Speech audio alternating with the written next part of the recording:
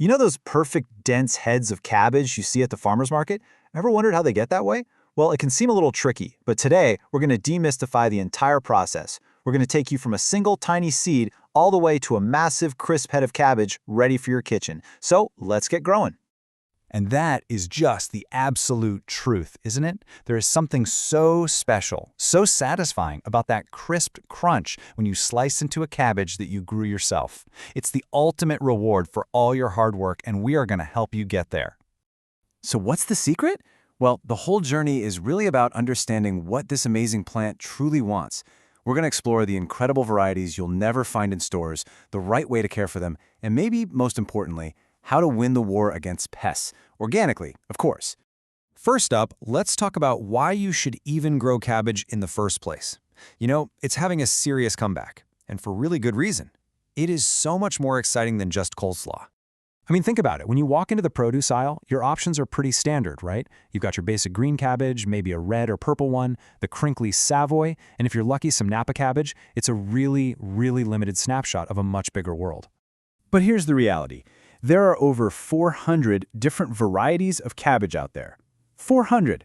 The only way you're ever going to experience this incredible diversity of flavor, texture, and color is to grow it yourself. And the range is just brilliant. You've got these deeply crinkled, puckered Savoy types whose leaves are just perfect for mopping up sauces. Then there are the quick-maturing, cone-shaped spring cabbages. You've got these stunning, vibrant red varieties that make any dish just pop with color. And of course, the classic, dense drumhead types that are absolute champions for storing. And beyond all that amazing variety, cabbage is an absolute nutritional powerhouse. Just one cup packs nearly half of your daily vitamin C. In fact, that's why sailors used to take it on long voyages, to prevent scurvy. It's also loaded with vitamin K, fiber, and all sorts of good stuff, making it a huge win for your garden and for your plate. Okay, of course, we have to pop in our standard disclaimer. We are garden enthusiasts and explainers, not doctors. All this nutritional info is for educational purposes only, so please consult a healthcare professional for any specific dietary advice. All right, you ready to get our hands dirty? This section is your 4-step launch plan to get your cabbages off to the absolute strongest start possible. And trust me, getting this part right is absolutely crucial. Cabbage seeds are pretty eager to get going, but starting them indoors gives you a huge head start. So about 6 to 8 weeks before your last frost, sow them about 1/4 inch deep in some plug trays. They love a bright but cool spot. Once they have a few real leaves, you have to harden them off by slowly getting them used to the outdoors. This prevents shock. Then, and this is key, transplant them into soil that you firm down. Cabbages need that firm footing to support those heavy heads we're after. Now, a quick but important point on its life cycle. In the wild, cabbage is actually a biennial, which means it takes 2 years to produce seeds. But for us in the garden, we treat it as an annual. We're growing it for that delicious head, and we want it all within a single growing season. Okay, so your baby cabbages are in the ground. Now what? Let's talk about the ongoing care, the TLC, that's going to turn those little seedlings into massive, healthy heads. Cabbages are what's known as a cool season crop. They really thrive in temperatures that aren't too hot and aren't too cold, ideally between, say, 45 and 80 degrees Fahrenheit. They need a good bit of sun, at least 4 to 6 hours, and they are what we call heavy feeders, so they love rich, well-draining soil with plenty of compost mixed in. Keeping that soil pH slightly acidic to neutral is also a big help. Okay, since cabbage is literally 92% water, consistent moisture is non-negotiable. And always water the base of the plant, not the leaves to keep diseases away. But here's the real pro tip for feeding. Start with a nitrogen-rich fertilizer to bulk up all those initial leaves. Then, to get that dense, tight head we all want, you have to switch to a fertilizer that's higher in phosphorus. Just remember this rule: nitrogen for leaves, phosphorus for the head. It is a total game changer. So, if you've ever tried to grow cabbage, you know this part is coming. It is a magnet for pests. But don't worry, we're not going to go to battle with them. We're going to outsmart them with a really solid organic defense strategy. First things first, you got to know your enemy. Pigeons can be an absolute nightmare, just tearing up young plants. But the main culprits, the real villains of the story, are the caterpillars from the cabbage white butterfly. We call them cabbage worms, and their cousins, the cabbage loopers. Aphids and flea beetles can also cause some trouble, especially on the little guys. So what's our defense? It's a simple, two-pronged attack.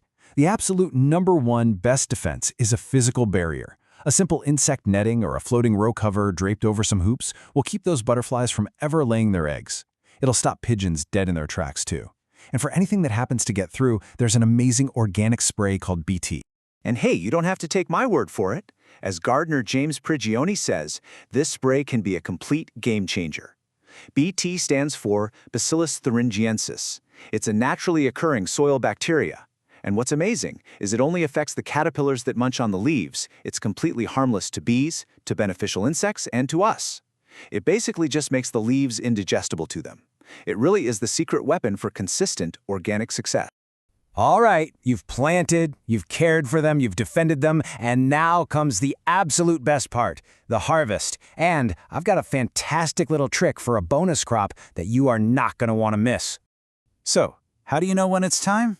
Well, it's all about the feel. Give that cabbage head a good squeeze. You want it to feel dense and solid, not squishy or loose. But here's the thing.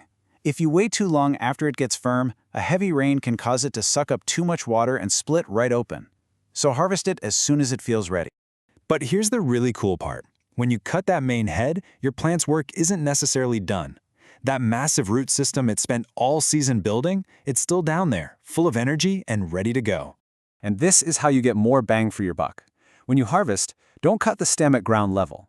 Leave a nice long stump. Then, just take your knife and score a little cross right in the top.